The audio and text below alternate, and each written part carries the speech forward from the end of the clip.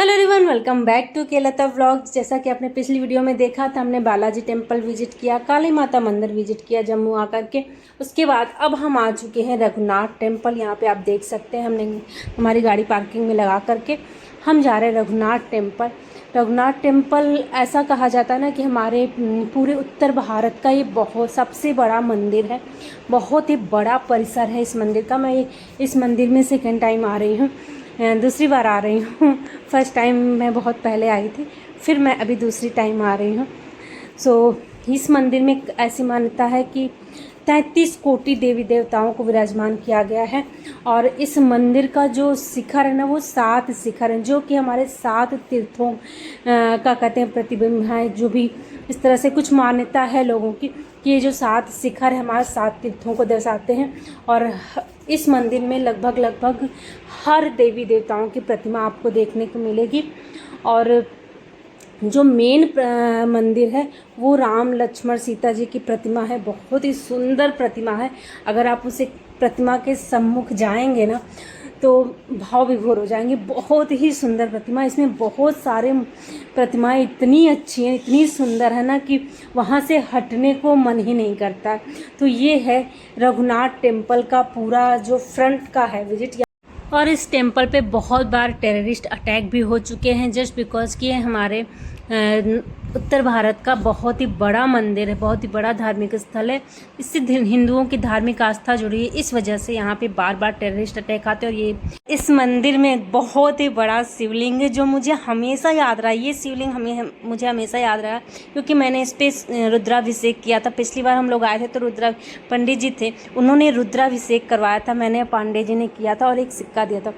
वो मतलब बहुत ही अच्छे से उस पर हमने रुद्राभिषेक यहाँ पे किया था, तो मन बहुत ही खुश हुआ था। यहाँ तो फिलहाल इस बार पास नहीं आने दे रहे थे, बट उस बार हमने उस शिवलिंग को टच करके रुद्राभिषेक किया था। और यहाँ पे बहुत सारी भगवान की प्रतिमाएं, बहुत ही सुंदर सुंदर प्रतिमाएं आपको दिख जाएंगी।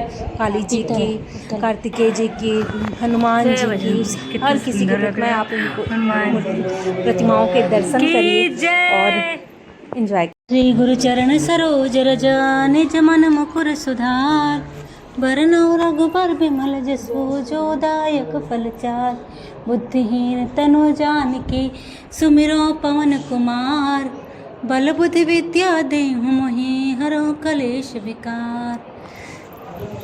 मंदिर में बहुत ही सुंदर स्फटिक शिवलिंग है जिसके साथ ही ठाकुर जी को भी विराजमान किया गया है।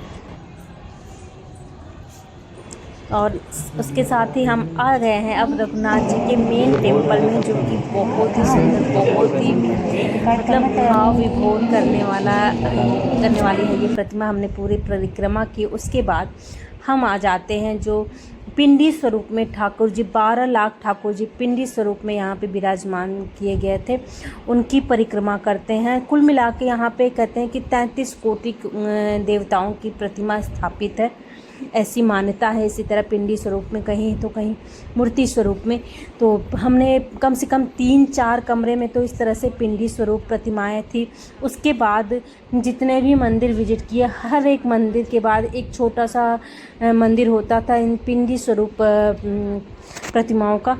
हमने पूरी मंदिर विजिट की। बहुत ही हर तरह के इतने देवी देवताओं की जिनके हम लोगों को नाम भी याद नहीं होते हैं, वो सभी यहाँ पे प्रतिमाएं विराजमान थी। तो एक बार अपने परिवार के साथ यहाँ ज़रूर आएँ, बच्चों को यहाँ पे दर्शन ज़रूर कराएं ताकि वो जाने कि हमारी ऋषि मुनि के बारे में जाने, क्योंकि यहाँ पे बहुत सारे ऋषि मुनियों की भी प्रतिमाएं स्थापित की गई थी। तो हमारे जो कल्चर है, हमारा जो धर्म है, जो इतिहास है, उसको पूरा जाने, हमारे ऋषि मुनियों के बारे में जाने। और राम लक्ष्मण इसमें बहुत सारे ना रामायण के कैरेक्टर जो हैं उनकी भी प्रतिमाएं स्थापित थी। रामायण के बहुत सारे जो पात्र हैं उनकी प्रतिमाएं भी इसमें स्थापित थी। अच्छा, ये पिंडी रूप में ठाकुर जी विराजमान है। ये पूरे ठाकुर जी विराजमान है पिंडी रूप में।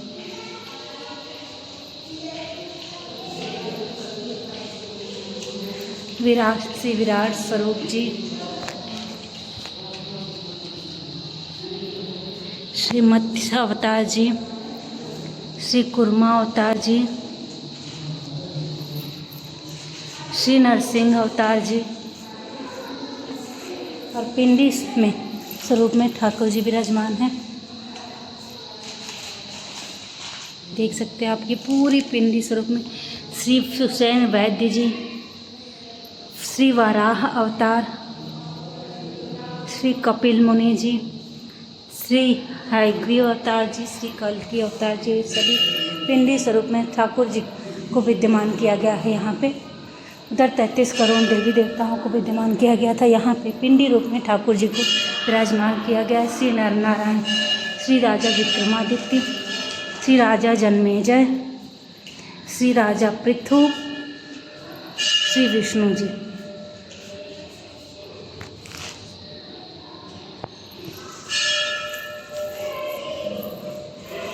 श्री राजा रघु जी।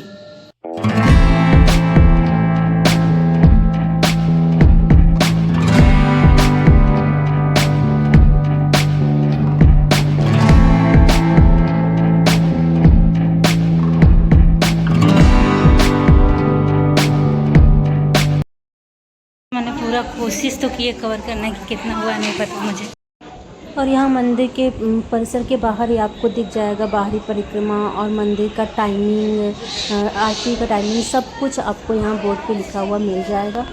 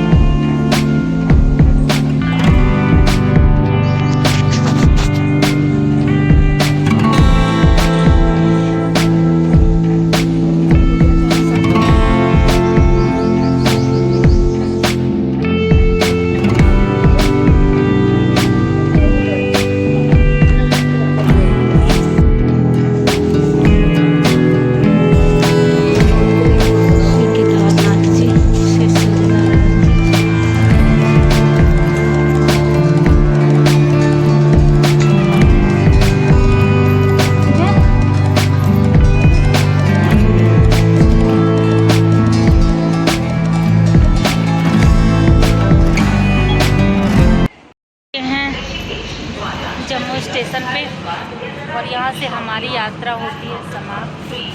अब हमारी ट्रेन की जर्नी है 1.5 दिन की, आज रात से लेके कल रात तक और फिर परसों सुबह तक।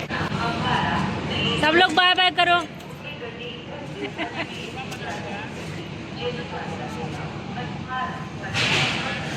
बाय, जय कश्मीर।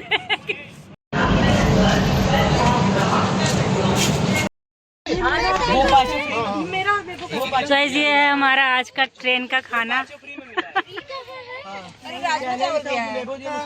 राजमा चावल दिया, राजमा चावल भी आया है। कहाँ? उसको तो खुशबू से भूख लग गई।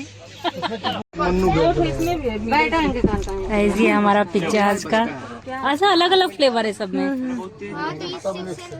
सबके लिए एक एक पीस है। हम लोग पहुंच चुके हैं DDU रेलवे स्टेशन। तो चलो तो चलो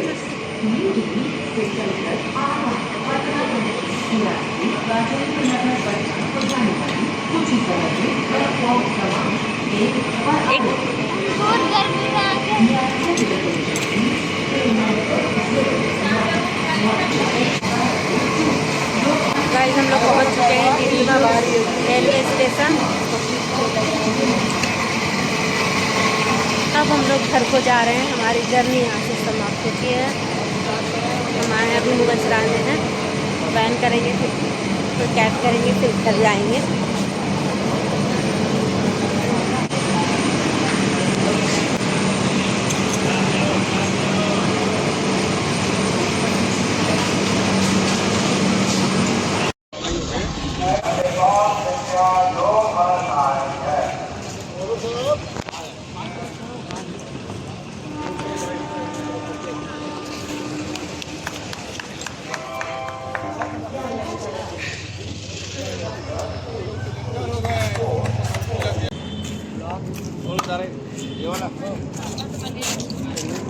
बाय दीदी, हैप्पी जर्नी।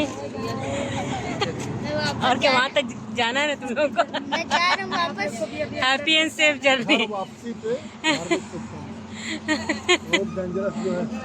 चलो भाई, अपने अपने शहर में, अपने घर में हमारी यात्रा यहीं समाप्त होती है। मैं गर्मी से बोल रही हूँ, मुझे अचानक से बर्फ़ की याद आने लगी। आई लव यू बर्फ़। दो अंगूर भी सही है, सब्जी वाला खराब हो गया, लटक गया है सब। पौधे घूमने जाओ तो यही तकलीफ होती है। सही हो जाए, ये तो रिवाइव हो जाएगा क्योंकि अभी ग्रीन है। कहीं घूमने जाओ ना तो सबसे ज़्यादा जो तकलीफ़ होती है ना घूम के आने के बाद, वो है मेरे पौधे। इनको देख करके मन इतना ख़राब हो जाता है। हालांकि इस बार मेरे सारे पौधे सही सलामत थे, कोई भी पौधा मरा नहीं है। सबने अपनी पत्तियां गिरा दी थी क्योंकि मैं बोल के गई थी पौधों से। कभी कभी लगता है सच में पौधे सुनते हैं आपकी बातें। बोल के गई थी सर्वाइवल के लिए, पत्तियां आप गिरा दीजिएगा लेकिन जिंदा रहिएगा मेरे आने तक। और सच में एक भी पौधा, एक सिंगल पौधा नहीं मरा है, सब के सब रिवाइव हो गए। एक दो पौधा ऐसा लगा था कि मर गया है एकदम से क्योंकि उसमें कुछ भी जान नहीं बचा था, बट अभी बारिश हुई है ना, सब में पत्तियां आ गई हैं। हालांकि जो पौधे जैसे मेरे सब्जियों के पौधे थे और ये जो थे मारीगोल्ड के गेंदे के फूल, वो ख़राब हो गए थे, बट उनके फ्लावर मैंने छीट दिए थे, वो फिर से ग्रो हो गए। और सब्जियों के तो मुझे पता था वो ख़त्म हो जाएंगे, बट उस सब्जियों में भी मेरा जो बैगन का पौधा था वो फिर से रिवाइव हो गया। बहुत सारे पौधे ऐसे थे जो फिर से रिवाइव हो गए। मुझे मतलब विश्वास नहीं हो रहा था कि जो पौधे एकदम सूख गए थे वो भी रिवाइव हो गए। तो पौधों को जब आप बाहर जाएँ छोड़ के ना, तो बोल के जाएँ कि हाँ सही सलामत रहिएगा, जान रखेगी तो मैं सर्वाइव करा लूँगी। मैंने बस यही कहा था कि ज़िंदा रहिएगा। हाँ, सब्जियां का मुझे पता था सब्जियां नहीं बचेंगी क्योंकि बेल वाले होते हैं, बहुत बड़े होते हैं और क्यारियों में वो बहुत ज़्यादा दिन तक बिना पानी के सर्वाइव नहीं कर सकते हैं। बाकी अभी सारे पौधे सर्वाइव कर गए, सब्जियां भी कुछ सर्वाइव कर गई और अब तो मेरा गार्डन काफ़ी हरा भरा हो चुका है। ये तब का है जब हम गए थे घूमने, तो आते ही सबसे पहला काम हमने किया, छत पे गए, पानी देना शुरू की। धीरे धीरे मैं इसकी भी व्यवस्था करूँगी। मैंने कुछ व्यवस्था करके गई थी मैं, कुछ जैसे कि बॉटल्स वगैरह में पानी लगा के और जितनी भी रस्सी से पानी उसमें ड्रिप इरिगेशन करके बहुत सारी चीज़ें करके गई थी, बट कुछ वर्क की कुछ नहीं की। सो गार्डनिंग में ये होता है। हालांकि कोई पौधा मरा नहीं है, खुशी इस बात की है। अब सब रिवाइव कर गए, सब सर्वाइव कर गए हैं, सब अच्छे से हैं। फिर अब गार्डन धीरे धीरे मेरा हरा हो गया है। ये जब मैं घूमने गई थी तब का है, मतलब हो गया 10-15 दिन तो हो गए मुझे। ब्लॉग थोड़ा लेट से मेरा ये वाला गया है। सो आज के ब्लॉग को मैं यहीं एंड करती हूँ। बगिया इस समय पीली और सूखी हो चुकी है। अब इसको रिवाइव करना भी एक बहुत बड़ा टास्क है। धीरे धीरे सबकी कटनी छटनी करनी होगी, सफाई करनी होगी। साफ सफाई तो करके गए थे, बट ये पूरा देख सकते हैं ड्राई हो गया, तो ये सब कटिंग करके हटाना होगा जो भी ड्राई हो, ताकि पौधे जल्दी रिवाइव कर सकें। और ये मेरा अडेनियम है जो कि सूख चुका है। वैसे अडेनियम सूखता नहीं है, बट पत्ते तो इसके पीले हो ही चुके हैं। और इधर मेरा ये ड्रैगन फ्रूट है, मुझे सबसे अच्छा लगता है क्योंकि ये बहुत ही अच्छे से ग्रो होता है। पानी मिले चाहे ना मिले, 10-15 दिन तक सर्वाइव कर देता है आराम से ये। सो देखते हैं क्या क्या सर्वाइव कर। तो आज के लिए बस इतना ही। हमारी जर्नी खत्म होती है। वीडियो में लास्ट तक बने रहने के लिए धन्यवाद। चैनल को जल्दी सब्सक्राइब जरूर कर लीजिएगा क्योंकि आने वाली वीडियो बहुत सारी इंटरेस्टिंग वीडियो गार्डनिंग से रिलेटेड भी हैं, डेली लाइफ से रिलेटेड भी हैं, बहुत सारी वीडियोज आपको देखने को मिलेगी। जल्दी इस चैनल को सब्सक्राइब जरूर कर लीजिएगा। तब तक के लिए बाय बाय।